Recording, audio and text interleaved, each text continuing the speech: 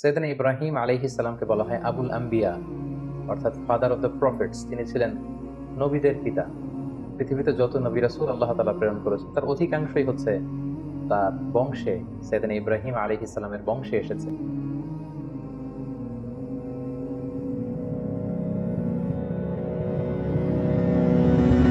আসসালামু আলাইকুম ওয়া রাহমাতুল্লাহি ওয়া বারাকাতুহু। নাহমাদুহু ওয়া নুসাল্লি আলা রাসূলিহিল কারীম। আম্মা বা'দু ফাআউযু বিল্লাহি মিনাশ শাইতানির রাজীম। বিসমিল্লাহির রাহমানির রাহিম। ইব্রাহিম আলাইহিস সালাম কুরআনে বর্ণিত 25 জন নবী এবং রাসূলদের মধ্য থেকে তিনি অন্যতম একজন নবী এবং রাসূল। তিনি ছিলেন উলুল আজমি মিনার রুসুল, অর্থাৎ যে 5 জন নবীর ব্যাপারে আল্লাহ তাআলা বলেছেন যে তারা হচ্ছেন দৃঢ় প্রত্যয়ী রাসূল, তাদের মধ্য থেকে তিনি অন্যতম। আর তারা হচ্ছেন নূহ আলাইহিস সালাম, ইব্রাহিম আলাইহিস সালাম, মুসা আলাইহিস সালাম, ঈসা আলাইহিস সালাম এবং মুহাম্মদ রাসূলুল্লাহ সাল্লাল্লাহু আলাইহি ওয়াসাল্লাম। সৈয়দনা ইব্রাহিম আলাইহিস সালামকে বলা হয় আবুল আম্বিয়া, অর্থাৎ ফাদার অফ দ্য প্রফেটস। তিনি ছিলেন নবীদের পিতা। পৃথিবীতে যত নবী রাসূল আল্লাহ তাআলা প্রেরণ করেছেন তার অধিকাংশই হচ্ছে তার বংশে, সৈয়দনা ইব্রাহিম আলাইহিস সালামের বংশে এসেছে, তারই বংশধর তারা। আল্লাহ তাআলা ইরশাদ করছেন, ওয়া জাআলনা ফি যুররিয়্যাতিহি নুবুওয়াতা ওয়াল কিতাব। আমি ইব্রাহিমের বংশে, তার বংশধরের মধ্য থেকে আমি অনেক নবী বানিয়েছি এবং তাদেরকে আমি কিতাব দিয়েছি। এবং এই পৃথিবীতে, বর্তমান পৃথিবীতে আসমানি ধর্ম বলতে আমরা যে 3টি ধর্মকে বুঝে থাকি, অর্থাৎ জুডাইজম, খ্রিস্টিয়ানিটি অ্যান্ড ইসলাম। ইহুদি ধর্ম, খ্রিস্ট ধর্ম এবং ইসলাম, যদিও এর মধ্যে থেকে 2টি ধর্ম অলরেডি করাপ্টেড হয়ে গিয়েছে, ইসলাম অবিকৃত অবস্থায় আমাদের কাছে রয়েছে।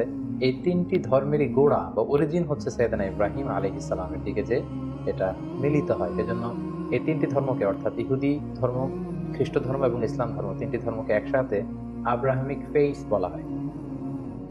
পাশাপাশি আল্লাহ তাআলা সৈয়দনা ইব্রাহিম আলাইহিস সালামকে মুসলিম জাতির পিতা বলে ঘোষণা করেছেন। আল্লাহ তাআলা বলছেন, মিল্লাতা আবিকুম ইব্রাহিম ওয়া সাম্মাকুমুল মুসলিমিন। ইব্রাহিম হচ্ছে তোমাদের জাতির পিতা, মুসলিম জাতির পিতা, এবং তিনিই তোমাদেরকে মুসলিম নামকরণ করেছেন।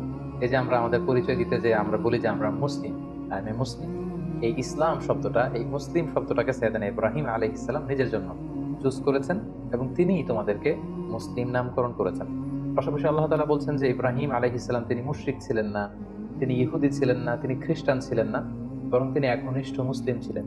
মা কানা ইব্রাহিমু ইয়াহুদিয়্যান ওয়ালা নাসরানিয়্যান ওয়ালাকিন কানা হানিফান মুসলিমা ওয়া মা কানা মিনাল মুশরিকিন। আল্লাহ তাআলা বলছেন ইব্রাহিম আলাইহিস সালাম তিনি ইহুদি ছিলেন না, খ্রিস্টান ছিলেন না, মুশরিক ছিলেন না, তিনি ছিলেন একনিষ্ঠ মুসলমান।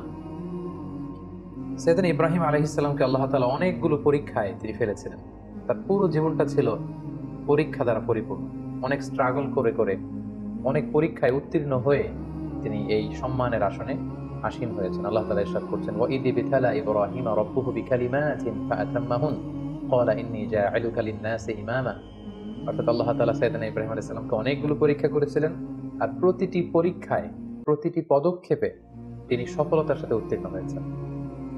প্রতিটি পরীক্ষায় তিনি আল্লাহ তাআলাকে সন্তুষ্ট করতে সক্ষম হয়েছিলেন। সুবহানাল্লাহি ওয়া বিহামদিহি। এবং খুশি হয়ে আল্লাহ তাআলা বললেন যে ইন্নী জাa'িলুকা লিন-নাসি ইমামা, হে Ibrahim, I'm gonna make you the leader for the entire human being. আমি গোটা বিশ্বের মানবকুলের জন্য তোমাকে ইমাম বানাবো, লিডার বানাবো। You will be the leader for the entire human being. গোটা বিশ্ববাসীর জন্য আমি তোমাকে নেতা বানাবো। এবং তিনি ইব্রাহিম আলাইহিস সালামের উপর এত খুশি হয়েছিলেন যে সাইয়েদনা ইব্রাহিম আলাইহিস সালামকে আল্লাহ তাআলা খলিলুল্লাহ উপাধিতে তিনি ভূষিত করেছেন। আল্লাহ তাআলা ইরশাদ করছেন, ওয়াত্তাখাযাল্লাহু ইব্রাহিমা খলিলা। অর্থাৎ আল্লাহ তাআলা সাইয়েদনা ইব্রাহিম আলাইহিস সালামকে খলিল হিসেবে গ্রহণ করেছেন। খলিল মানে হচ্ছে very intimate friend, very close friend. আল্লাহ তাআলা সাইয়েদনা ইব্রাহিম আলাইহিস সালামকে খুব কাছের একজন বন্ধু হিসেবে, খলিলুল্লাহ হিসেবে তিনি ভূষিত করেছেন। পাশাপাশি আমাদের আল কুরআন আল কারীমে তিনি সাইয়েদনা ইব্রাহিম আলাইহিস সালামের নামে একটি স্বতন্ত্র সূরাই ডেডিকেট করেছেন। কালামুল্লাহ মাজিদের 14তম সূরা হচ্ছে সূরাতুল ইব্রাহিম। এখানেই শেষ নয়, সাইয়েদনা ইব্রাহিম আলাইহিস সালামের স্মরণকে মুমিন হৃদয়ে সদা জাগ্রত রাখবার জন্য আল্লাহ তাআলা বিশ্বাসীদের জন্য প্রত্যেক সালাতের শেষের দিকে, শেষ বৈঠকে সালাম ফেরানোর আগে একটা দুরূদ পড়াকে আমাদের জন্য আল্লাহ তাআলা অবধারিত করেছেন। এবং এই দুরূদটার নাম হচ্ছে দুরূদে ইব্রাহিম। আমরা সবসময় সালাতের শেষ বৈঠকে সালাম ফেরানোর আগে পড়ে থাকি, আল্লাহুম্মা সাল্লি আলা মুহাম্মাদ ওয়া আলা আলি মুহাম্মাদ কামা সাল্লাইতা আলা ইব্রাহিম ওয়া আলা আলি ইব্রাহিম ইন্নাকা হামিদুম মাজিদ। অর্থাৎ হে আল্লাহ, আপনি সাইয়েদনা ইব্রাহিম আলাইহিস সালামের উপর এবং তার পুরো বংশধরদের উপর যেভাবে আপনি রহমত করেছেন, আমাদের প্রিয় নবী মুহাম্মদুর রাসূলুল্লাহ সাল্লাল্লাহু আলাইহি সাল্লামের উপর এবং তার বংশের উপর আপনি এভাবে রহমত এবং বরকত নাযিল করুন। তার মানে এই পৃথিবী যতদিন থাকবে কিয়ামত অবধি বিশ্বাসীরা যতদিন সালাত আদায় করবে, প্রতিটি সালাতের শেষ বৈঠকে সাইয়েদনা ইব্রাহিমের নাম এভাবে উচ্চারিত হবে। সাইয়েদনা ইব্রাহিম আলাইহিস সালাম জন্মগ্রহণ করেছিলেন ইরাকের বাবেল নগরীতে।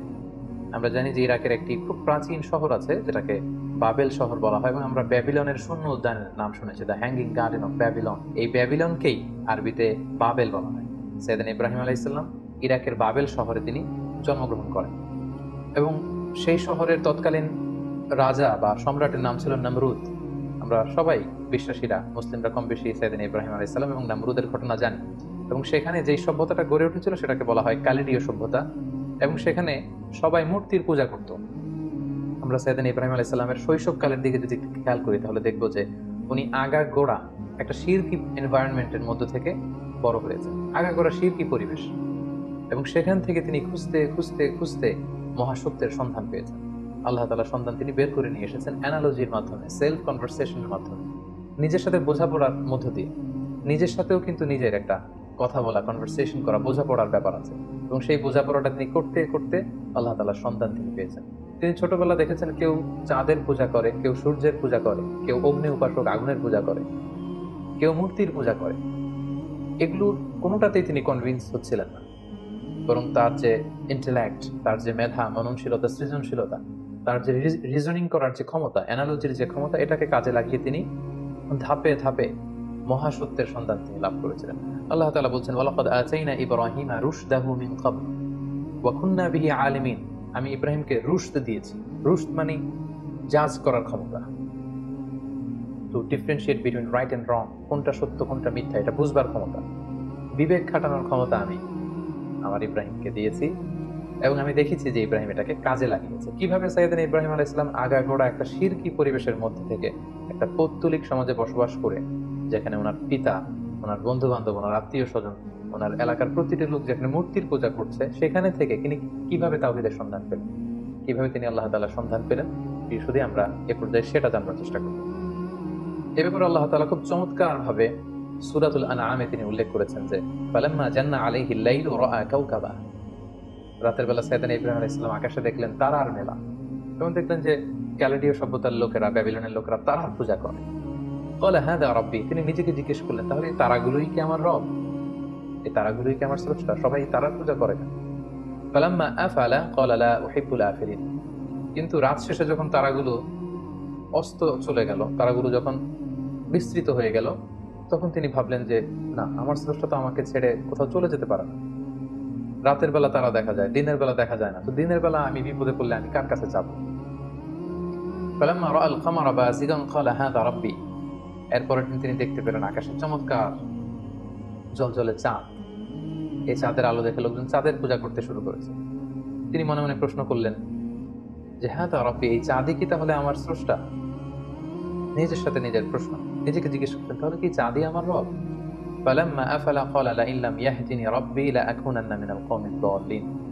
এরপর চাঁদও যখন রাত শেষে নিজের অস্তিত্ব হারালো, এটাকে আর দেখা যায় না, তিনি বললেন যে না, আমার আসল রব যিনি, তিনি যদি আমাকে পথ না দেখান, আমি তো পথ হারিয়ে ফেলবো। ফালাম্মা রাআ আশ-শামসা বাযিগাতান ক্বালা হাযা রাব্বি হাযা আকবার। এরপরের দিন সকালবেলা পূব আকাশে তিনি দেখতে পেলেন যে জ্বলজ্বলে গগন বিদারী এক সূর্য। ভর দুপুরে এই সূর্যের আলোতে প্রখর তাপে গোটা বিশ্ব আলোকিত, এবং এই সূর্যের দিকে তাকিয়ে তিনি খেয়াল করলেন যে সবাই এই সূর্যের পূজা করে। তখন তিনি বললেন হাযা আকবার, এই সূর্যটাই তো সবচেয়ে বড়, এটা তেজস্বী, প্রচন্ড তাপ উৎপাদন এবং তাপ এবং বিকিরণ দিতে এটা সক্ষম, এটাই মনে হয়, এটা যেহেতু সবচেয়ে বড়, এটাই হতে পারে আমার রব। নিজেকে নিজে প্রশ্ন করলেন। কিন্তু ফালাম্মা আফালাত ক্বালা ইয়া কওমি ইন্নী বারিউম মিম্মা তুশরিকুন। কিন্তু বিকেল বেলা পশ্চিম আকাশে সূর্যটা যখন ডুবে গেল, সূর্য যখন অস্তিত্ব হারালো, তিনি সূর্যকে আর খুঁজে পান না। তখন তিনি বললেন না, তাহলে সূর্যও তো আমার রব হতে পারে না, সূর্য আমার স্রষ্টা হতে পারে না। তখন তিনি বললেন যে না, এই চাঁদ আমার রব নয়, এই তারাগুলো আমার রব নয়, এই সূর্য আমার রব নয়, বরং নিশ্চয়ই এমন একজন মহাস্রষ্টা থাকবে, এমন একজন চিফ কন্ট্রোলার থাকবেন, যিনি চাঁদ, সূর্য, তারা, এই মহাবিশ্বকে তিনি কন্ট্রোল করছেন। তাকে হয়তো আমি দেখছি না, কিন্তু একজন না একজনকে থাকতেই হবে যিনি সবকিছুকে নিয়ন্ত্রণ করছেন। তখন তিনি বললেন যে সেই মহা নিয়ন্ত্রকের দিকে আমি আমার ডাইরেকশনকে ঘোরালাম। ইন্নী ওয়াজ্জাহাতু ওয়াজহিয়া লিল্লাযী ফাতারাস সামাওয়াতি ওয়াল আরদা হানিফা ওয়া মা আনা মিনাল মুশরিকিন। তিনি তখন বলিষ্ঠ কণ্ঠে, দ্ব্যর্থহীন কণ্ঠে ঘোষণা করলেন যে আমি আমার চেহারাকে, আমার ডাইরেকশনকে ওই মহাসত্তার দিকে ফেরালাম, যদিও আমি দেখছি না, কিন্তু আমার মন বলছে, আমার হৃদয় বলছে একজন মহা সত্য, একজন মহান স্রষ্টা, একজন মহান নিয়ন্ত্রণকারী এই মহাবিশ্বের একজন থাকবেন, যিনি সবকিছুকে নিয়ন্ত্রণ করেন। আমি তার দিকে ফিরলাম এবং তিনিই হচ্ছেন আমার রব। সুবহানাল্লাহ বিহামদিহি। সম্মানিত সুধী, দেখুন কিভাবে অ্যানালজির মাধ্যমে, রিজনিং এর মাধ্যমে, নিজের সাথে নিজের বোঝাপড়ার মধ্য দিয়ে সাইয়েদনা ইব্রাহিম আলাইহিস সালাম আল্লাহ তাআলার সন্ধান তিনি পেয়ে গেলেন। সাইয়েদনা ইব্রাহিম আলাইহিস সালাম যখন আল্লাহ তাআলার সন্ধান পেয়ে গেলেন, তখন আল্লাহ তাআলা সরাসরি ইব্রাহিম আলাইহিস সালামকে প্রত্যাদেশ করলেন, ওহী করলেন এবং তার বাণী বাহক হিসেবে পৃথিবীতে সাইন করলেন। আল্লাহ তাআলা ইরশাদ করছেন, ইয ক্বালা লাহু রাব্বুহু আসলিম ক্বালা আসলামতু লিরাব্বিল আলামিন। আল্লাহ তাআলা বললেন, হে ইব্রাহিম, অনেক চেষ্টা অনুসন্ধানের মধ্য দিয়ে যেহেতু তুমি আমার সন্ধান পেয়েছো, আমি তোমাকে সারেন্ডার করার অর্ডার করছি। আসলিম, সারেন্ডার করো।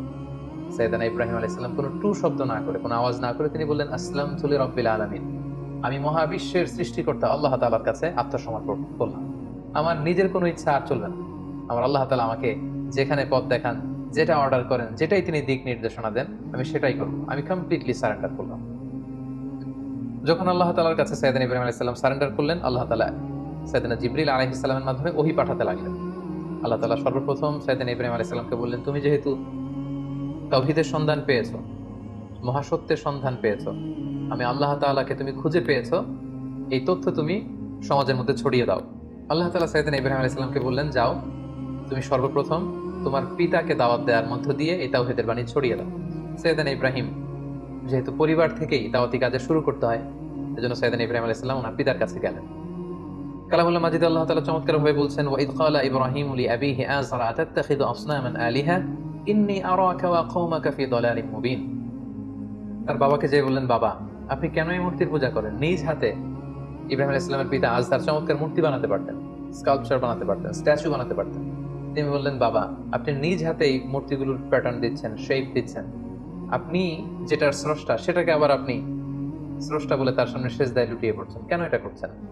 আপনি এবং আমার জাতিগোষ্ঠীর সবাই খুব ভুল করছে বলে আমি মনে করছি, সুস্পষ্ট ভুলের মধ্যে আছেন। সাইয়েদনা ইব্রাহিম আলাইহিস সালাম খুব কোমল ভাষায়, আমরা জানি যে দাওয়াতের ভাষা হতে হয় খুবই সফট, খুবই জেন্টল, খুবই পোলাইট। সাইয়েদনা ইব্রাহিম আলাইহিস সালাম খুবই ভদ্রতা এবং শ্রদ্ধার সাথে তিনি তার পিতাকে সম্বোধন করে বললেন, হে আমার পরম শ্রদ্ধেয় পিতা, হে আমার বাবা। ইয ক্বালা লিআবিহি ইয়া আবাতি লিমা তা'বুদু মা লা ইয়াসমা'ু ওয়া লা ইউবসিরু ওয়া লা ইউগনি আনকা শাইআ। হে বাবা, কেন এই মূর্তিগুলোর পূজা করেন যেটা চোখে দেখে না, যেটা কানে শোনে না, যে মূর্তিগুলো আপনাদের ভালো মন্দ কিছুই করতে পারে না।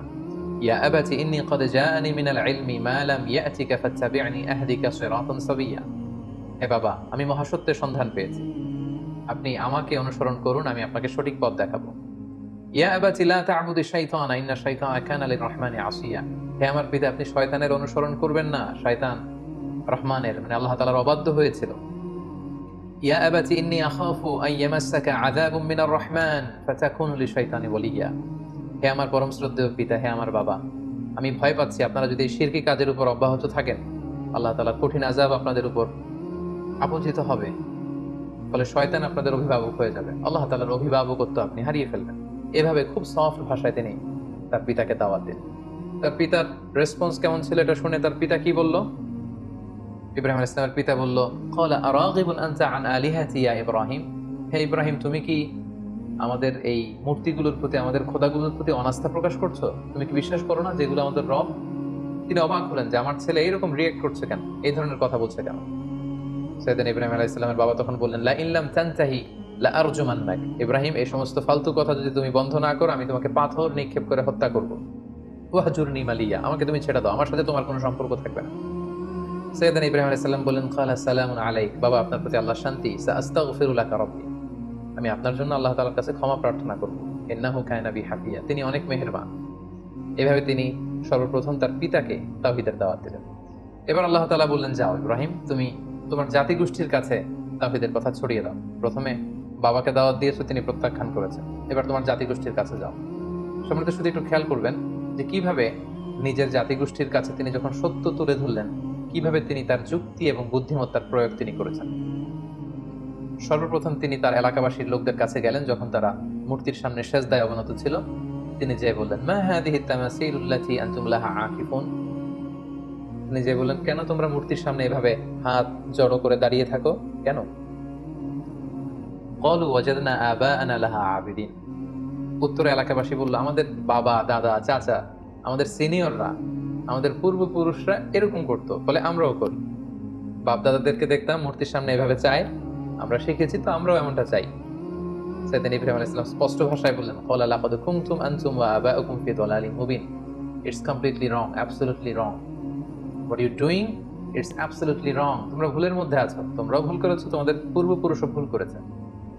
এটা ছিল দাওয়াত দেওয়ার প্রথম ধাপ। তারপর কোন এক রাষ্ট্রীয় উৎসবের দিন, ফেস্টিভ্যালের দিন, সবাই মিলে শহরের বাইরে উৎসব করতে যাবে। সবাই বললো, ইব্রাহিম চলো, আজকে আমাদের যে সেলিব্রেশন হবে, বিগ সেলিব্রেশন, আমরা সবাই শহরের বাইরে যে এই উৎসবে, এই ফেস্টিভ্যালে অংশগ্রহণ করবো। বা নাযারা নাযরাতান ফিন নুজুম, সাইয়েদনা ইব্রাহিম আলাইহিস সালাম আকাশের দিকে তাকালেন। ফাকালা ইন্নী সাকিম, তিনি বললেন, না আমি যেতে পারবো না, আমি অসুস্থ। ফাতাওয়াল্লাউ আনহু মুদবিরিন, তারা চলে গেল।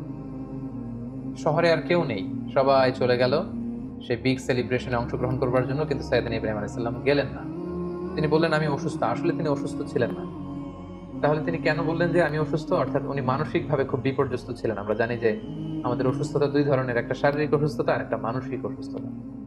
একজন নবী যিনি তাওহীদে বিশ্বাসী, তিনি দেখতে পাচ্ছেন তার চারিপাশে শুধু শিরকি কার্যকলাপ। এগুলো দেখে একজন নবী মানসিকভাবে সুস্থ থাকতে পারেন না। তাই তিনি বলেছিলেন যে আমি অসুস্থ। ওয়াতাল্লাহি লা আকিদান্না আসনামাকুম বা'দা আন তুওয়াল্লু মুদবিরিন। তারা যখন ইব্রাহিম আলাইহিস সালামকে ফেলে অনুষ্ঠানে চলে গেল, তখন তিনি মনে মনে বললেন, যাও, তোমরা যাওয়ার পরে আজকে তোমাদের এই মূর্তিগুলোর ব্যাপারে আমি একটা প্ল্যান করেছি এবং সেটা করব। যেমনটি প্ল্যান করেছেন ঠিক তেমনটি কাজ। ফারাগা ইলা আলিহাতিহিম ফাকালা আলা তাকুলুন। সবাই যখন অনুষ্ঠানে চলে গেল, তিনি একা একা মন্দিরে ঢুকলেন। শহরের সবচেয়ে বড় মন্দিরের ভেতরে ঢুকে তিনি দেখলেন যে মূর্তিগুলো দাঁড়িয়ে আছে। আমরা এখনো বিভিন্ন জায়গায় যখন মূর্তিগুলোকে যেভাবে দেখি, তিনি সেভাবেই দেখলেন যে একাধিক হাত, বিভিন্ন অঙ্গভঙ্গিতে, নারীর মূর্তি, পুরুষের মূর্তি, বিভিন্ন প্রাণীর মূর্তি, এবং তিনি দেখতে পেলেন মূর্তিগুলোর সামনে নানা ধরনের মুখরোচক মিষ্টান্ন খাবার দাবার দেয়া।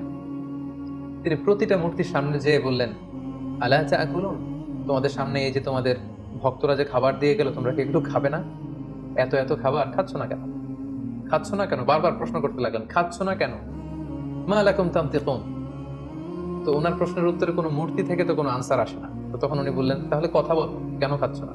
হয় খাও, না হয় কথা বলো। মা লাকুম লা তানতিকুন, তোমরা কেউ কথা বলছো না কেন? কেউই যখন কোনো আওয়াজ করছে না, ফারাগা আলাইহিম দারবাম বিল ইয়ামিন, তখন তিনি ডান হাত দিয়ে মূর্তিগুলোকে ভাঙতে আরম্ভ করলেন, আঘাত করতে আরম্ভ করলেন।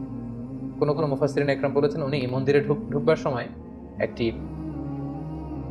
কুঠার নিয়ে ঢুকেছিলেন, যে কুঠার দিয়ে গাছ কাটা হয়। এই মূর্তি ভাঙার পারপাসটা ছিল একটা বিশাল পারপাসে তিনি এগুলো করেছেন, যেগুলো আমরা সামনে দেখতে পাবো।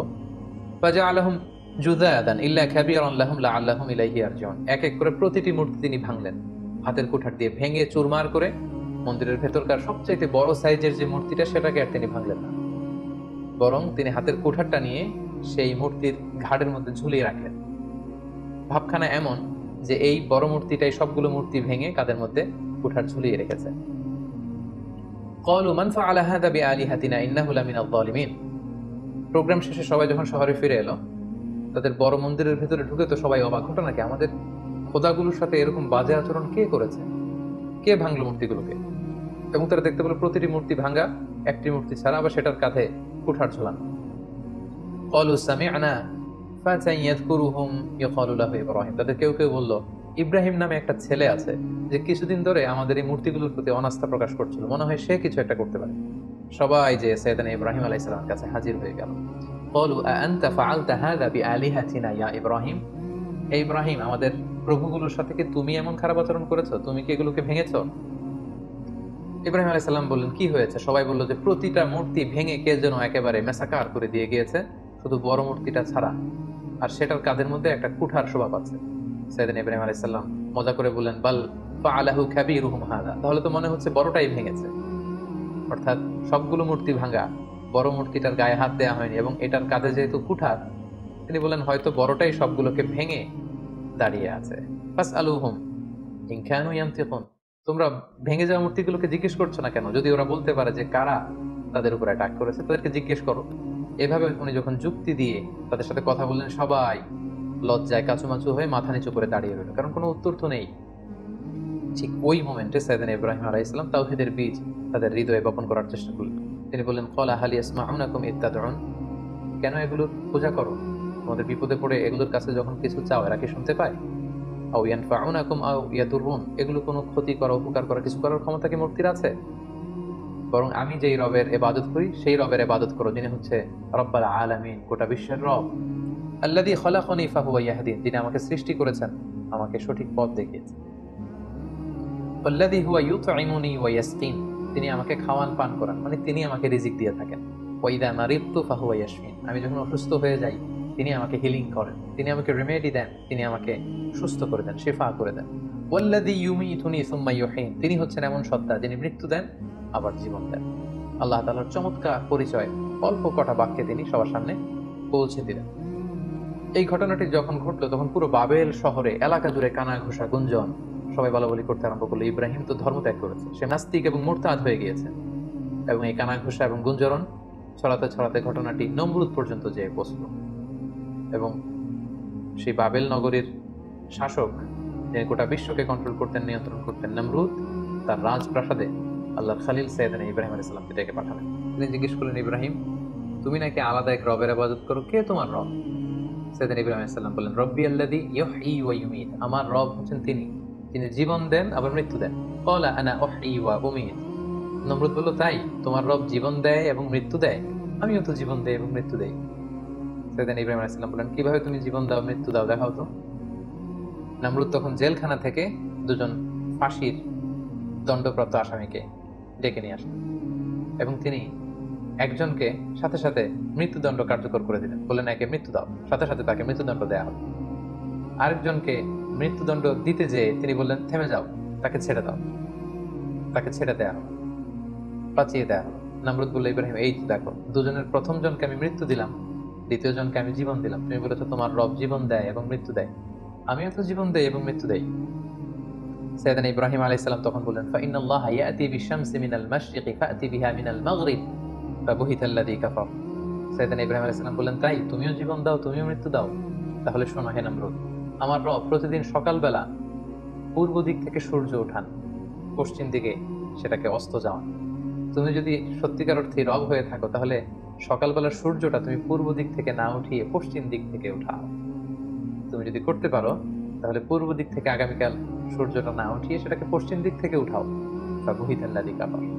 এটা কখনোই নমরুদের পক্ষে সম্ভব না। সে লাজবাব হয়ে গেল, সে একেবারে চুপ হয়ে গেল, সে জায়গার মধ্যে একেবারে থেমে গেল। সুবহানাল্লাহ। কতটা প্রত্যুৎপন্নমতিতা নিয়ে, উপস্থিত বুদ্ধি নিয়ে একজন নবীকে আল্লাহ তাআলা দাওয়াতি কাজে পাঠিয়েছেন। নমরুদ যখন সাইয়েদনা ইব্রাহিম আলাইহিস সালামের সাথে তর্কে বা ডিবেটে বা কনভারসেশনে হেরে গেল, তখন সে বলল, বিশাল অগ্নিকাণ্ড তৈরি করো, ক্বালু ইবনু লাহু বুনিয়ানান ফাআলকুহু ফিল জাহিম, বিশাল প্রাচীর নির্মাণ করো, এখানে গাছের গুড়ি দিয়ে লাকড়ি দিয়ে আগুন জ্বালাও এবং এই আগুনে ইব্রাহিমকে নিক্ষেপ করো।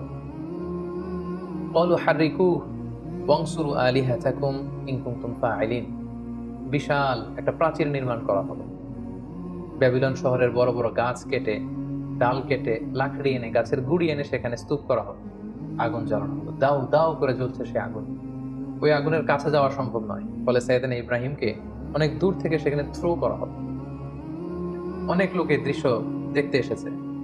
সাইয়েদনা ইব্রাহিম আলাইহিস সালামকে যখন সেই জ্বলন্ত অগ্নিকাণ্ডে থ্রো করা হলো, অবাক করা একটা কাণ্ড সেখানে ঘটলো। আল্লাহ তাআলা বললেন, কুলনা ইয়া নারু কুনি বারদাও ওয়া সালামান আলা ইব্রাহিম।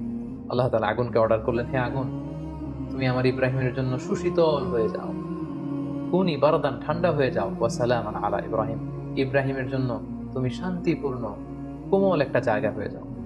মুহূর্তের মধ্যে সাইয়েদনা ইব্রাহিম আলাইহিস সালামকে যখন ওখানে ফেলা হলো, সাইয়েদনা ইব্রাহিম আলাইহিস সালামের গা ঝলসে যাওয়া তো দূরের কথা, দেহের কোনো অঙ্গ প্রত্যঙ্গ জ্বলে যাওয়া তো দূরের কথা, ওনার গায়ের একটি পশমও পুড়ে। আল্লাহ তাআলা মিরাকুলাসলি, অলৌকিকভাবে বিশাল এই অগ্নিকুণ্ডটাকে আল্লাহ তাআলার খলিল সাইয়েদনা ইব্রাহিম আলাইহিস সালামের জন্য ফুল বাগান বানিয়ে, ফুলের বাগিচা বানিয়ে দিলেন। সাইয়েদনা ইব্রাহিম আলাইহিস সালামের এই ঘটনার পরে অনেক মুফাসসিরিন ইকরাম বলেন যে আল্লাহ তাআলা মশা পাঠিয়ে নমরুদের মৃত্যু কার্যকর করেছিলেন। তিনি মশা বাহিনী পাঠান, কোন একটি মশা নমরুদের নাকের ভেতর দিয়ে ঢুকে মস্তিষ্কে কামড়াতে শুরু করে এবং সে যন্ত্রণায় অতিষ্ঠ হয়ে নিজেই নিজের মাথায় পেটাতে শুরু করে এবং হাতুড়ি দিয়ে নিজের মাথায় নিজে পেটাতে পেটাতে এভাবেই তার মৃত্যু ঘটে। তাফসিরে তবারিতে এই ঘটনাটি এসেছে এবং অনেক ইসরায়েলি বর্ণনাতে এসেছে এবং এটা হতে পারে আল্লাহ তাআলা জালিমদের সাথে ঠিক এভাবেই আচরণ করে থাকেন। নমরুদের বিশাল সে অগ্নিকাণ্ড থেকে মুক্তি লাভের পর আল্লাহ তাআলার আদেশে সাইয়েদনা ইব্রাহিম আলাইহিস সালাম ইরাক থেকে প্যালেস্টাইনে তিনি হিজরত করলেন। ওনার সাথে ছিল ওনার স্ত্রী সারা এবং ওনার ভাতিজা লূত আলাইহিস সালাম। এবং তিনি সিরিয়ার কানাআন এলাকাতে থাকতে শুরু করলেন। বর্তমানে সেই এলাকাটিকে আল খালিল, মাদিনাতুল খালিল বা হেব্রন শহর নামে এলাকাটি পরিচিত। আল্লাহ তাআলা বলছেন ফাআমানা লাহু লূত, পুরো বাবেলের জাতিগোষ্ঠীর মধ্যে শুধু লূত ওনার ভাতিজা তিনিই কেবল ঈমান এনেছিলেন সাইয়েদনা ইব্রাহিম আলাইহিস সালামের উপর। ওয়াকালা ইন্নী মুহাজিরুন ইলা রাব্বি, সাইয়েদনা ইব্রাহিম আলাইহিস সালাম বলেন আমি এলাকাতে আর থাকবো না, বরং আমি হিজরত করব আল্লাহ তাআলার সন্তুষ্টির জন্য। তিনি চলে গেলেন প্যালেস্টাইনে। সাইয়েদনা ইব্রাহিম আলাইহিস সালাম লূত আলাইহিস সালাম এবং তার স্ত্রী সারাকে নিয়ে ওই এলাকাতে বসবাস শুরু করলেন। ইন দ্য মিন টাইম লূত আলাইহিস সালামকে নবুয়ত দিয়ে আল্লাহ তাআলা জর্ডানের সাদুম এলাকাতে পাঠিয়ে দিলেন। তিনি আর তার স্ত্রী সারা প্যালেস্টাইনে বসবাস করতে শুরু করলেন। কিন্তু দুর্ভিক্ষের কারণে তিনি ফিলিস্তিনেও খুব বেশি সময় থাকতে পারলেন না। তার মানে ওনার মাইগ্রেশন শুরু হলো, হিজরত। ইরাকের বাবেল থেকে হিজরত করে উনি চলে গেলেন ফিলিস্তিনে। এবার ফিলিস্তিনে যেহেতু দুর্ভিক্ষ, সেখানে যেহেতু খাদ্যের অভাব, তিনি খাদ্য সংগ্রহের জন্য ওনার স্ত্রী সারাকে নিয়ে মিশরে চলে গেলেন। সেখানে একটি চমৎকার ঘটনা ঘটেছে যেটি সহিহ বুখারীতে এসেছে। মিশরের তৎকালীন বাদশা ছিল খুবই নারী লোলুপ একজন মদ্যপ শাসক। কোনো সুন্দরী নারীকে পেলেই তার সম্ভ্রম হানির জন্য সে বাদশা চেষ্টা করত। আর সে নারীর সাথে যদি ওই নারীর স্বামীকে পাওয়া যেত, স্বামীকে হত্যা করত। আর যদি ভাই বা বাবা থাকতো, ভাই বা বাবাকে ছেড়ে দিত। তো সে রাজার রক্ষীরা সাইয়েদনা ইব্রাহিম আলাইহিস সালামের পথ আটকালেন, জিজ্ঞেস করলেন সাথে কে? সাইয়েদনা ইব্রাহিম আলাইহিস সালাম বললেন হাযিহি উখতি, এটা আমার বোন। তো সারা জিজ্ঞেস করলো আমি তো আপনার বোন না। বোন বললেন যে? সাইয়েদনা ইব্রাহিম আলাইহিস সালাম বললেন এই ভূখণ্ডে আমি আর তুমি ছাড়া কেউ বিশ্বাসী নেই। মুমিন বা বিশ্বাসী বলতে আমি আর তুমি এই দুজন, আর বিশ্বাসীরা একে অপরের ভাই ভাই বা ভাই বোন। সেই হিসাবে আমি তোমাকে বোন বলে পরিচয় দিয়েছি। সাইয়েদনা ইব্রাহিম আলাইহিস সালাম যখন তার স্ত্রী সারাকে বোন বলে পরিচয় দিল, তখন বাদশার রক্ষীরা সাইয়েদনা ইব্রাহিম আলাইহিস সালামের কাছ থেকে সারাকে ছিনিয়ে নিয়ে বাদশার কাছ পর্যন্ত পৌঁছে দিল। এবং সারা তখন 2 রাকাত নামাজ পড়ে ওযু করে 2 রাকাত সালাত আদায় করে আল্লাহ তাআলার কাছে দোয়া করলেন, হে আল্লাহ, আমি আপনার উপর ঈমান এনেছি, আপনার রাসূলের উপর বিশ্বাস করেছি, আপনি আমার সতীত্ব, আপনি আমার ইজ্জতকে হেফাজত করবেন। তো সারাকে তখন পেয়ে সেই নারী লোলুপ বাদশা, সে যখন সারার দিকে অগ্রসর হচ্ছিল, আল্লাহ তাআলা এই দোয়ার বরকতে ওই বাদশাকে প্যারালাইজড করে দিলেন। তার হাত পা অবশ হয়ে গেল, সে মাটিতে দুমড়ে মুচড়ে পড়ল। তখন সে বাদশা সারাকে বলতে আরম্ভ করলো যে হে সারা, তুমি আল্লাহর কাছে দোয়া করো, আল্লাহ যেন এই প্যারালাইজ থেকে, এই পক্ষাঘাত থেকে আমাকে তিনি বাঁচান। তোমার দোয়াতে আমি যদি বেঁচে যাই, তোমাকে তোমার স্বামীকে ছেড়ে দেব। সারা তিনি দোয়া করলেন, আল্লাহ তাআলা এই বাদশাকে সুস্থ করে দিলেন। কিন্তু বাদশা সুস্থ হয়ে আবারও সারার প্রতি আকৃষ্ট হয়ে আবার তার দিকে উদ্ধত হলো, আবারও আল্লাহ তাআলা তাকে প্যারালাইজড করে দিলেন। সে আবার কাচুমাচু শুরু করলো, বললো সারা তুমি দোয়া করো, তা না হলে আমি বাঁচবো না। সারা দোয়া করলেন, সে বেঁচে গেল, আবার উদ্ধত হলো। এভাবে 3 বার সেই মদ্যপ নারী লোলুপ সেই বাদশা, মিশরের সেই সম্রাট 3 বার সাইয়্যিদাতুনা সারার সম্ভ্রমহানির চেষ্টা করেও যখন ব্যর্থ হলো, তখন তার পাইক পেয়ারাদেরকে সে ডেকে বলল, কাকে নিয়ে এসেছো আমার সামনে? এটা তো একটা ডাইনি, এটা একটা জাদুকর্মী, একে ছেড়ে দাও, একে এর স্বামীকেও ছেড়ে দাও, আর আমার এলাকা থেকে হাজার নামে একজন দাসীকে গিফট হিসেবে দিয়ে দাও। তাড়াতাড়ি আমার ভূখণ্ড থেকে এদেরকে এক্সিট করে দাও। এরা যতদিন আমাদের এলাকায় থাকবে আমি খুব ভীতির মধ্যে থাকবো। সহিহ বুখারীতে খুব চমৎকার ভাবে এই ঘটনাটি এসেছে। সাইয়্যিদাতুনা সারার দোয়ার বরকতে আল্লাহ তাআলা এই বিপদ থেকে তাকে মুক্ত করেছেন, এবং মিশরীয় একজন দাসী এই বাদশাহ সাইয়েদনা ইব্রাহিম এবং সারার সাথে করে গিফট হিসেবে পাঠিয়েছেন। সাইয়েদনা ইব্রাহিম আলাইহিস সালাম সারাকে নিয়ে এবং মিশরীয় সেই দাসীকে নিয়ে চলে আসলেন আবার ফিলিস্তিনে খাদ্য সংগ্রহ করে। ঠিক এই মুহূর্তটাতে, এই সময়টাতে সাইয়েদনা ইব্রাহিম আলাইহিস সালামের বয়স 80-এরও বেশি, কিন্তু তখনও পর্যন্ত সারার গর্ভে কোনো সন্তান আসেনি। তখন সারা বাধ্য হয়ে এই যে দাসী, এই দাসীকে, এই হাজারকে, যাকে আমরা বিবি হাজেরা বলে চিনি, এই হাজেরাকে সাইয়েদনা ইব্রাহিম আলাইহিস সালামের জন্য উৎসর্গ করলেন। এবং সাইয়েদনা ইব্রাহিম আলাইহিস সালাম তাকে কনকিউবাইন, যেটাকে আরবিতে মিলকুল ইয়ামিন বলে, দাসী হিসেবে গ্রহণ করলেন, যেটা ইসলামে সেমি ওয়াইফের একটা স্ট্যাটাসে থাকে, অর্থাৎ স্ত্রীর চেয়ে কিছুটা নিম্ন পর্যায়ের একটি মর্যাদা নিয়ে স্বামীর সাথে থাকা। সেই সময়কালে এটা বৈধ ছিল। তিনি সাইয়েদনা ইব্রাহিমের সাথে স্বামী স্ত্রীর সম্পর্কে তারা থাকতে শুরু করলেন, এবং সাইয়েদনা ইব্রাহিম আলাইহিস সালাম এবং হাজেরার কোলকে আলোকিত করে এক ফুটফুটে নবজাতক সন্তানের আগমন ঘটলো, এবং সেটাই হচ্ছে সাইয়েদনা ইসমাঈল আলাইহিস সালাম যাবিহুল্লাহ। দাসীর গর্ভে যখন সন্তান চলে আসলো ইসমাঈল আলাইহিস সালাম, সাইয়েদনা ইব্রাহিম আলাইহিস সালাম হাজেরাকে বেশি ভালোবাসতে শুরু করলেন, সন্তানকে সময় দিতে শুরু করলেন। এটা বিবি সারার ইগুতে যেয়ে লাগলো, তিনি এটাকে পছন্দ করলেন না। তিনি সাইয়েদনা ইব্রাহিম আলাইহিস সালামকে বললেন, আপনি আপনার সন্তান এবং এই হাজেরাকে দূরে কোথায় রেখে আসুন, আমাদের সাথে এরা থাকতে পারবে না। এবং আল্লাহ তাআলাও একই আদেশ করলেন। সাইয়েদনা ইব্রাহিমের আলাইহিস সালামের উপর যে বড় বড় কয়েকটি পরীক্ষা ছিল, এটি ছিল অন্যতম একটি পরীক্ষা। কারণ সাইয়েদনা ইসমাইল আলাইহিস সালাম যখন জন্মগ্রহণ করেন, তখন সাইয়েদনা ইব্রাহিম আলাইহিস সালামের বয়স ছিল 86 বছর।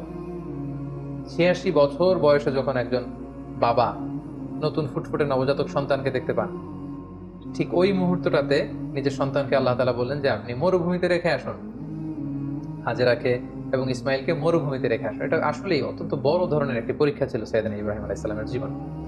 এবং সাইয়েদনা ইব্রাহিম আলাইহিস সালাম তাই করলেন। আল্লাহ তাআলা লোকেশন ঠিক করে দিলেন যে ফিলিস্তিন থেকে প্রায় 1200 কিলোমিটার দূরে মক্কার মরুভূমিতে তাদেরকে রেখে আসতে হবে। বিশাল আবার এক লম্বা সফরের জন্য তিনি রওনা হলেন। সাইয়েদনা ইব্রাহিম আলাইহিস সালাম হাজেরাকে নিয়ে, দুধের শিশু ইসমাইল আলাইহিস সালামকে নিয়ে মক্কার মরুজমিনে তিনি রেখে আসলেন। হাজেরা এই সিদ্ধান্ত দেখে তিনি অবাক হলেন। দুধের বাচ্চা এবং হাজেরাকে সামান্য কিছু খেজুর আর একটা মশকে কিছু পানি দিয়ে তিনি মরুভূমিতে মক্কার মাঝখানে রেখে চলে আসছেন। বিবি হাজেরা পেছন থেকে ডাকতে শুরু করলেন, হে ইব্রাহিম। কিন্তু সাইয়েদনা ইব্রাহিম আলাইহিস সালাম কোনো কথা বলছেন না। বিবি হাজেরা বারবার ডাকলেন এবং এক পর্যায়ে বললেন যে ইব্রাহিম, অন্তত এতটুকু বলে যান যে আপনি যে এই মরুভূমিতে আমাদেরকে সামান্য খেজুর আর পানি দিয়ে আপনার দুধের শিশুকে আর আমাকে রেখে চলে যাচ্ছেন, এটা কি আপনার ইচ্ছায় নাকি আল্লাহ তাআলার ইচ্ছায়? সাইয়েদনা ইব্রাহিম আলাইহিস সালাম বললেন, এটা আল্লাহ তাআলার ইচ্ছায়। হাজেরা তখন বললেন, ইদান লা ইউদাইয়ুনা, তাহলে আল্লাহ তাআলা কখনো এখানে আমাদেরকে মরতে দেবেন না। তিনি এখানে আমাদেরকে টিকিয়ে রাখবেন, তিনি আমাদেরকে বাঁচিয়ে রাখবেন, তিনি আমাদেরকে ধ্বংস হতে দেবেন না। সাইয়েদনা ইব্রাহিম আলাইহিস সালাম ইসমাইল আলাইহিস সালামকে এবং হাজেরাকে সেই তপ্ত মরুর বুকে রেখে যখন ফিরে আসছিলেন আবার ফিলিস্তিনে, তিনি আল্লাহ তাআলার কাছে দোয়া করলেন, রব্বানা ইন্নী আসকানতু মিন যুররিয়াতি বিওয়াদিন গায়রি যি যার'ইন ইনদা বাইতিকাল মুহাররাম। হে আল্লাহ, আপনার পবিত্র ঘরের পাশে এ ব্যারেন এন্ড আনফার্টাইল ল্যান্ড, একটা অনুর্বর এলাকাতে যেখানে গাছ নেই, পানি নেই, মানুষ নেই, জনমানব শূন্য একটা এলাকাতে আমার কলিজার টুকরা সন্তান ইসমাইলকে আর হাজেরাকে আমি রেখে গেলাম। রব্বানা লিইকিমুস সালাতা ফাজআল আফইদাতাম মিনান নাসি তাহবি ইলাইহিম। হে আল্লাহ, তারা যেন সালাত কায়েমকারী হয় এবং গোটা বিশ্বের মানুষ যেন তাদের প্রতি ঝুঁকে পড়ে। ওয়ারযুকহুম মিনাস সামারাতি লাআল্লাহুম ইয়াশকুরুন, আর তাদেরকে আপনি ফলমূল দিয়ে রিজিকের ব্যবস্থা করে দেবেন। তিনি দোয়া করলেন, আবার দোয়া করলেন, রব্বি জাআল হাযা বালাদান আমিনা। হে আল্লাহ, এই ভূখণ্ডটাকে, এই শহরটাকে আপনি একটা নিরাপত্তার শহর হিসেবে কবুল করুন। ওয়ারযুক আহলাহু মিনাস সামারাত, এবং এই এলাকাবাসীকে আপনি ফলমূল দিয়ে রিজিকের ব্যবস্থা করুন। মান আমানা মিনহুম বিল্লাহি ওয়াল ইয়াউমিল আখির, এখানে যারা বিশ্বাসী হবে তাদের রিজিকের দায়িত্বটা হে আল্লাহ আপনি নিয়ে নেন। তাহলে সাইয়েদনা ইব্রাহিম আলাইহিস সালাম কলিজার টুকরা ইসমাইলকে এবং হাজারকে মক্কার মরুজমিনে রেখে দিয়ে তিনি আবার ফিলিস্তিনে চলে গেলেন। ফিলিস্তিনে চলে যেয়ে সাইয়েদনা ইব্রাহিম আলাইহিস সালাম সাইয়েদনা ইসমাইল আলাইহিস সালামকে খুব মিস করতে লাগলেন। কারণ আগে আমরা বলেছি 86 বছর বয়সে সন্তানকে পেয়েছেন, সন্তানকে খুব বেশি তিনি মিস করছেন। সবসময় তিনি ইসমাইলের কথা ভাবেন, অর্থাৎ তার হৃদয়ের একটা বড় জায়গা জুড়ে স্থান দখল করে আছে ইসমাইল। কিন্তু আল্লাহ তাআলা এটা পছন্দ করেননি। আল্লাহ তাআলা আবারও তার খালিলকে আরো একটি বড় পরীক্ষার মুখোমুখি করতে চাইলেন। তিনি চাইলেন যে ইব্রাহিম যেন তার হৃদয়ে শুধু আমি আল্লাহকে স্থান দেয়, আমি আল্লাহর চেয়ে বড় করে আরো বেশি ভালোবাসার জায়গায় যেন ইব্রাহিম আর কাউকে না বসায়। সেজন্য আল্লাহ তাআলা সাইয়েদনা ইব্রাহিম আলাইহিস সালামকে স্বপ্নে দেখালেন যে তুমি ইসমাইলকে কুরবানি করো, ইসমাইলকে তুমি আমার সন্তুষ্টির জন্য স্যাক্রিফাইস করো। আরো একটি বড় পরীক্ষার সম্মুখীন হলেন আল্লাহ তাআলার খলিল সাইয়েদনা ইব্রাহিম আলাইহিস সালাম। তিনি ফিলিস্তিন থেকে আবার মক্কায় ফিরে গেলেন। সেখানে যে তিনি সাইয়েদনা ইসমাইল আলাইহিস সালামকে কিভাবে স্যাক্রিফাইস করার জন্য উদ্ধত হয়েছিলেন, এটা আমরা সাইয়েদনা ইসমাইল আলাইহিস সালামের জীবনীতে ইনশাআল্লাহ শুনব। সে পরীক্ষাতেও তিনি উত্তীর্ণ হলেন। উত্তীর্ণ হয়ে আবার তিনি ব্যাক টু প্যালেস্টাইন, তিনি প্যালেস্টাইনে ফিরে আসলেন। তো আল্লাহ তাআলা সাইয়েদনা ইব্রাহিম আলাইহিস সালামের উপর এত খুশি হলেন যে কলিজার টুকরা সন্তান ইসমাইলকে এত ভালোবাসতো ইব্রাহিম, একমাত্র আমার সন্তুষ্টির জন্য সেই ইসমাইলকে তার গলায় ছুরি লাগাতে ইব্রাহিম এতটুকু দ্বিধা করেনি। সেজন্য সাইয়েদনা ইব্রাহিম আলাইহিস সালামের উপর খুশি হয়ে তিনি আরো একটি সন্তান তিনি দান করলেন, সাইয়েদনা ইব্রাহিম আলাইহিস সালামের দ্বিতীয় সন্তান, যেটা এসেছিল সারার গর্ভে। তিনি যখন ফিলিস্তিনে ফিরে আসলেন, আল্লাহ তাআলা ফেরেশতা পাঠিয়ে দ্বিতীয় সন্তান অর্থাৎ সাইয়েদনা ইসহাক আলাইহিস সালামের আগমনের সংবাদ তিনি ইব্রাহিম আলাইহিস সালামকে জানিয়ে দিলেন। তখন সাইয়েদনা ইব্রাহিম আলাইহিস সালামের বয়স ছিল 100 এবং সারার বয়স ছিল 90। তার মানে সাইয়েদনা ইব্রাহিম আলাইহিস সালাম দুটি সন্তানের মালিক হলেন। তার বড় সন্তানের নাম হচ্ছে ইসমাঈল আলাইহিস সালাম। তার 14 বছর পরে তিনি দ্বিতীয় সন্তানের মালিক হলেন, সেই সন্তানের নাম ছিল ইসহাক আলাইহিস সালাম। এবং তিনি আল্লাহ তাআলার কাছে শুকরিয়া করলেন। তিনি বললেন, আলহামদুলিল্লাহিল্লাযী ওয়াহাবা লি আলাল কিবারি ইসমাঈল ওয়া ইসহাক ইন্না রাব্বি লাসামিউদ দুআ। সকল প্রশংসা সে আল্লাহর কাছে সে আল্লাহর জন্য যিনি বার্ধক্যে তিনি আমাকে দুটি সন্তান দিয়েছেন। ৮৬ বছর বয়সে তিনি আমাকে ফুটফুটে একটা সন্তান ইসমাইল দান করেছেন। আমার বয়স যখন ১০০, আমি যখন আরো বৃদ্ধ, তিনি তখন আমাকে ইসহাক দান করেছেন। তিনি আল্লাহ তাআলার কাছে শুকরিয়া করলেন। তাহলে দুইজন সন্তান দুইটা গুরুত্বপূর্ণ শহরে বড় হতে লাগলো। কলেজের টুকরা প্রথম সন্তান ইসমাইল আলাইহিস সালাম বড় হতে লাগলেন মক্কায়, আর ছোট সন্তান ইসহাক আলাইহিস সালাম তিনি বড় হতে লাগলেন ফিলিস্তিনে। সাইয়েদনা ইব্রাহিম আলাইহিস সালাম দেখতে দেখতে বয়সের একেবারে শেষ পর্যায়ে তিনি চলে এসেছেন। তখন আল্লাহ তাআলা সাইয়েদনা ইব্রাহিম আলাইহিস সালামকে বললেন যে, ইব্রাহিম, এবার আরো বড় একটি কাজে তোমাকে অ্যাসাইন করব, বড় একটি মিশনে পাঠাবো। সেটা হচ্ছে আমার ঘরকে তোমার আবার পুনর্নির্মাণ করতে হবে, অর্থাৎ রিকনস্ট্রাক্টিং দ্য কাবা। কারণ আমরা জানি কাবা প্রথম নির্মাণ করেছিল ফেরেশতারা, তারপর করেছিল আদম আলাইহিস সালাম, তারপর করেছিল নূহ আলাইহিস সালাম। কিন্তু নূহ আলাইহিস সালামের মহাপ্লাবনে কাবা ধ্বংস হয়ে গিয়েছিল। সেটাকে আবার পুনর্নির্মাণের জন্য আল্লাহ তাআলা সাইয়েদনা ইব্রাহিম আলাইহিস সালামকে বললেন, আবার মাইগ্রেট করো ফ্রম প্যালেস্টাইন টু মক্কা। আমরা যদি সাইয়েদনা ইব্রাহিম আলাইহিস সালামের জীবনে দেখি, কতবার যে তিনি মক্কা থেকে ফিলিস্তিনে এসেছেন, আবার ফিলিস্তিন থেকে ১২০০ কিলোমিটার পথ পাড়ি দিয়ে তিনি মক্কায় গিয়েছেন, তার কোনো ইয়ত্তা নেই। তিনি কাবা নির্মাণের জন্য গেলেন এবং সন্তান ইসমাইলকে নিয়ে কাবা নির্মাণ করলেন। আল্লাহ তাআলা বলেন, ওয়াইদ বাওয়ানা লিইব্রাহিমা মাকানাল বাইত। আমি ইব্রাহিমকে I pointed out for Ibrahim the site of the house. Kaaba ঘরের সাইটটা আমি দেখিয়ে দিলাম, এটা কতটুকু উঁচু হবে, কতটুকু দৈর্ঘ্য হবে, কতটুকু প্রস্থ হবে, তার সবটুকু আমি ইব্রাহিমকে বুঝিয়ে দিলাম। সাইয়েদনা ইব্রাহিম আলাইহিস সালাম সাইয়েদনা ইসমাইল আলাইহিস সালামকে নিয়ে কাবা নির্মাণ শুরু করলেন। ছোট্ট ছেলে ইসমাইল পাথর কেটে এনে বাবার কাছে দেয়। বাবা ইব্রাহিম আলাইহিস সালাম রাজমিস্ত্রির ভূমিকায় অবতীর্ণ হলেন। তিনি নিজ হাতে আল্লাহ তাআলার ঘর কাবা তিনি নির্মাণ করতে শুরু করলেন। বাপ ছেলে দুজনই পড়তে আরম্ভ করলেন, রব্বানা তাকাব্বাল মিন্না ইন্নাকা আনতাস সামিউল আলিম। হে আল্লাহ, আপনি আমাদের পক্ষ থেকে এই ইফোর্ট, এই ডেডিকেশনকে, এই কাজকে আপনি কবুল করে নেবেন। এবং আল্লাহ তাআলা বললেন যে, ওয়াইদ জাআলনাল বাইতা মাসাবাতান লিন-নাসি ওয়া আমনা। আমি এই কাবা ঘরকে, ইব্রাহিম ইসমাইলের পদধূলি ধন্য এই কাবা ঘরকে গোটা বিশ্বের মানুষের মিলন কেন্দ্র বানালাম। যেটা আমরা হজ উমরার সময় দেখি, more then 2 million Muslims they gather together in Kaaba. কাবার চারিপাশে প্রায় 20 লক্ষেরও বেশি মানুষ একসাথে হজের সময় তারা সালাত আদায় করে। গোটা বিশ্ব থেকে প্রতিদিন উমরার জন্য মানুষ কিন্তু সেখানে যাচ্ছে। অর্থাৎ মানুষের একটা মিলন কেন্দ্র আল্লাহ তাআলা সেই এলাকাটিকে বানিয়েছিলেন, কিন্তু যেটা একটা সময় ছিল অনুর্বর, জনমানব শূন্য একটি এলাকা। এবং আল্লাহ তাআলা আমাদেরকে আদেশ করলেন, ওয়াত্তাখিযু মিন মাকামি ইব্রাহিম মুসাল্লা। তোমরা ইব্রাহিমের দাঁড়ানোর জায়গাকে সালাতের জায়গা বানাও। অর্থাৎ যেই পাথরের উপর দাঁড়িয়ে সাইয়েদনা ইব্রাহিম আলাইহিস সালাম কাবাকে রিকনস্ট্রাক্ট করেছেন, আজ পর্যন্ত এই ২,৫০০ ৩,০০০ বছর পরেও সেই পাথরটি আজও সংরক্ষিত আছে। আপনারা হজ উমরা যারা করেছেন তারা দেখেছেন সেই পাথরটির চারদিকে সেটা সংরক্ষিত আছে। সাইয়েদনা ইব্রাহিম আলাইহিস সালামের ফুটপ্রিন্ট সেখানে আছে, পায়ের ছাপ আছে। এবং সেটাকে সামনে রেখে টু দ্য ডাইরেকশন অফ কাবা সালাত করাকে আল্লাহ তাআলা আমাদের জন্য অবধারিত করেছেন, তিনি আমাদেরকে আদেশ করেছেন। এবং সাইয়েদনা ইব্রাহিম এবং ইসমাইলকে বলেছেন, তোমরা কাবা ঘরকে পরিচ্ছন্ন করো, ঝাড়ু দাও। সাইয়েদনা ইব্রাহিম আলাইহিস সালাম সফলতার সাথে কাবা পুনর্নির্মাণের এই মিশনটাও সম্পন্ন করলেন। সম্পন্ন করে তিনি কায়মনোবাক্যে আল্লাহ তাআলার কাছে একটা দোয়া করেছিলেন, ঐতিহাসিক দোয়া। তিনি বলেছিলেন, রব্বানা ওয়াবআথ ফীহিম রাসূলান। হে আল্লাহ, এই মক্কায় আপনি একজন রাসূল পাঠাবেন, ইয়াতলু আলাইহিম আয়াতিক, যে আপনার আয়াত তেলাওয়াত করবে, ওয়া ইউআল্লিমুহুমুল কিতাবা ওয়াল হিকমা, এবং এই এলাকাবাসীদেরকে তিনি আপনার কিতাব শিক্ষা দিবে, সুন্নাহ শিক্ষা দিবে, ওয়া ইউযাক্কিহিম, তাদেরকে পরিচ্ছন্ন করবে, ইন্নাকা আনতাল আজিজুল হাকিম, আপনি মহাপরাক্রমশালী, আপনি প্রজ্ঞাময়। এই দোয়ার বদৌলতেই বেসিক্যালি আল্লাহ তাআলা তিনি বলেছেন, আল্লাহ এমন রাসূল দেন এই এলাকা থেকে যে কিতাব শোনাবে, কিতাব শিখাবে, যে সুন্নাহ শিখাবে, আপনার আয়াত তেলাওয়াত করবে, মানুষকে তাজকিয়াতুন নাফস করবে।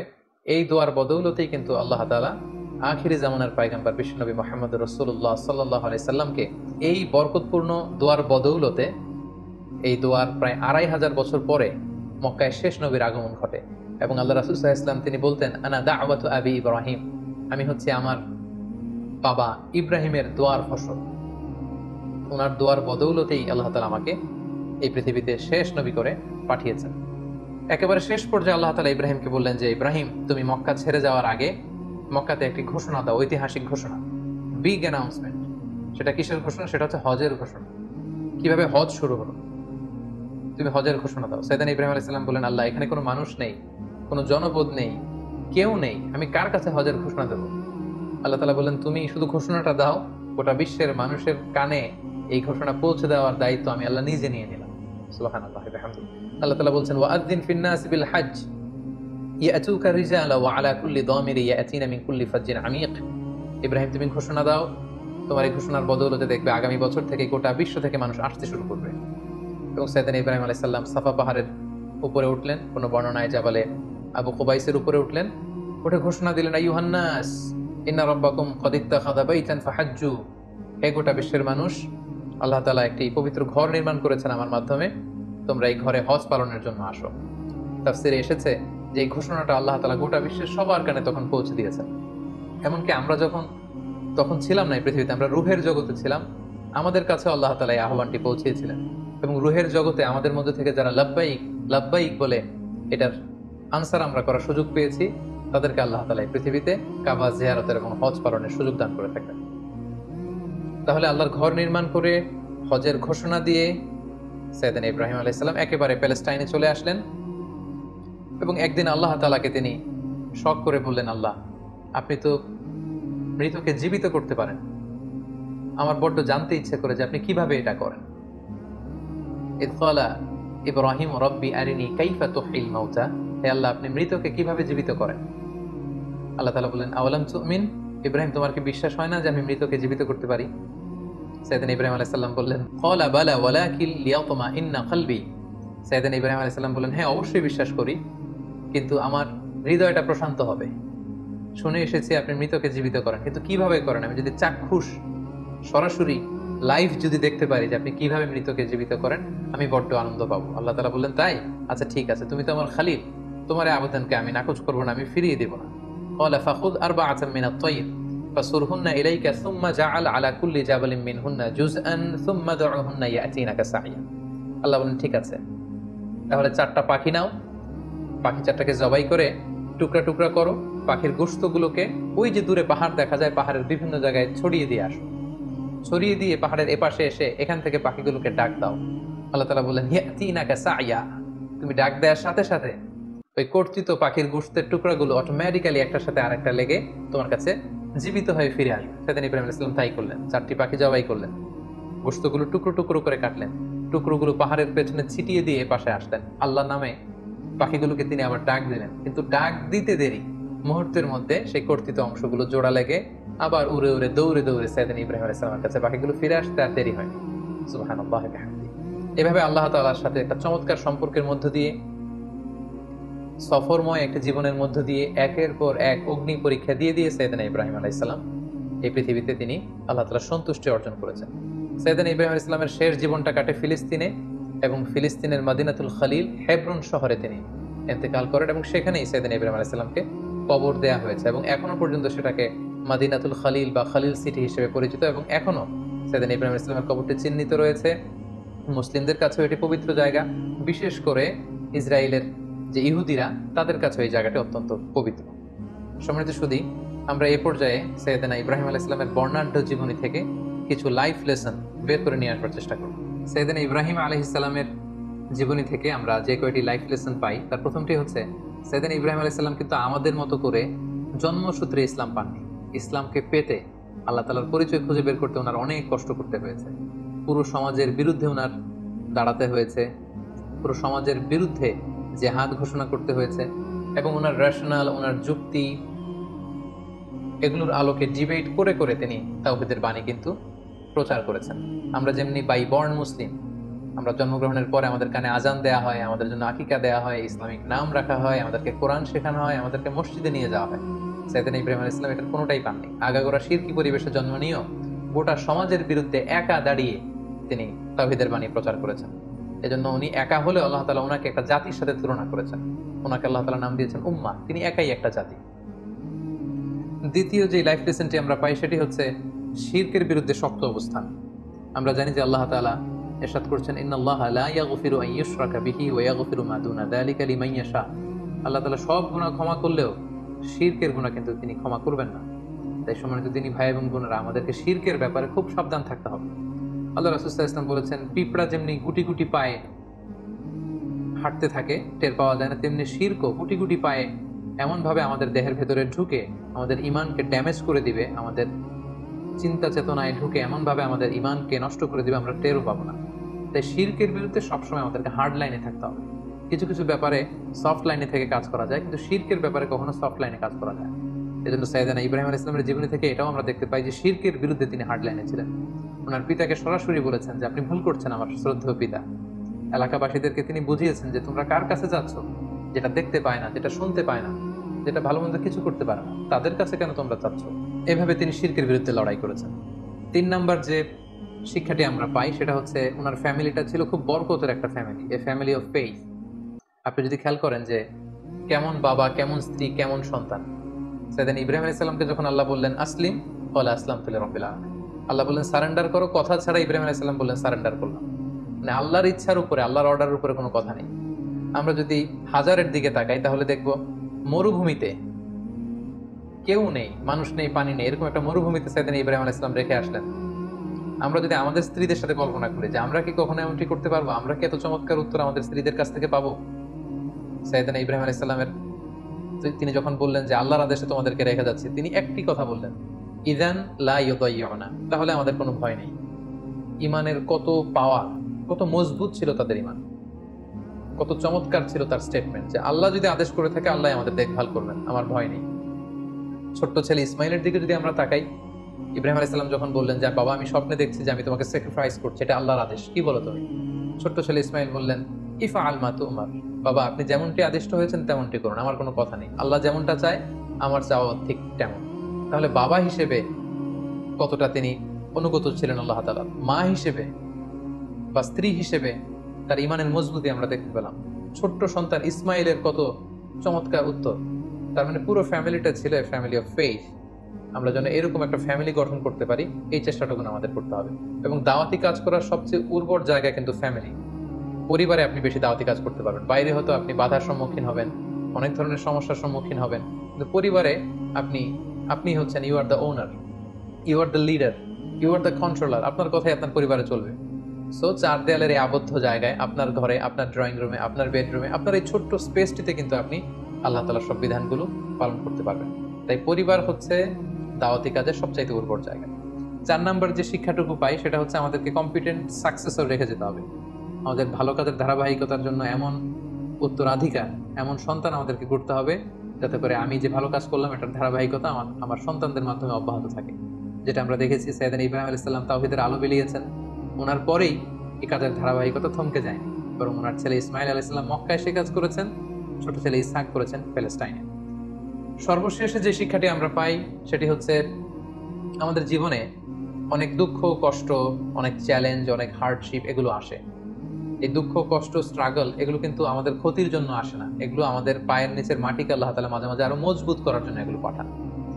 সাইয়েদনা ইব্রাহিম আলাইহিস সালামের জীবনের সংগ্রাম, পরিশ্রম, পদে পদে পরীক্ষার মুখোমুখি হয়েছেন, সফরময় জীবন, এগুলোতে কি তিনি লুজার হয়েছেন, কিছু হারিয়েছেন? না, বরং আল্লাহ তাআলা বলেছেন ইন্নী জাআইলুকা লিন-নাসি ইমামা, I am gonna make you the leader. গোটা বিশ্বের তিনি নেতা হয়েছেন, নবীদের পিতা হয়েছেন, আল্লাহ তাআলার প্রিয় ভাজন হয়েছেন। তাই জীবনের দুঃখ, কষ্ট, স্ট্রাগল এগুলো আল্লাহ তাআলা সবসময় আমাদের ক্ষতির জন্য পাঠান না, তিনি পাঠান যাতে করে আমরা তার প্রতি আরো আস্থা রাখি, আমরা পরীক্ষায় উত্তীর্ণ হয়ে যেন আরো বেশি মর্যাদাশীল, আল্লাহ তাআলার কাছে আরো বেশি সম্মানিত হতে পারি। আল্লাহ তাআলা আমাদের সবাইকে কথাগুলো বুঝার এবং নবীদের দেখানো পথে আমাদের জীবনকে পরিচালিত করবার তৌফিক দান করুন। হাদা মা ইনদি ওয়াল ইলমু ইনদাল্লাহ, আলাইহি তাওয়াক্কালতু ওয়া ইলাইহি উনীব। ওয়াসসালামু আলাইকুম ওয়া রাহমাতুল্লাহি ওয়া বারাকাতুহু।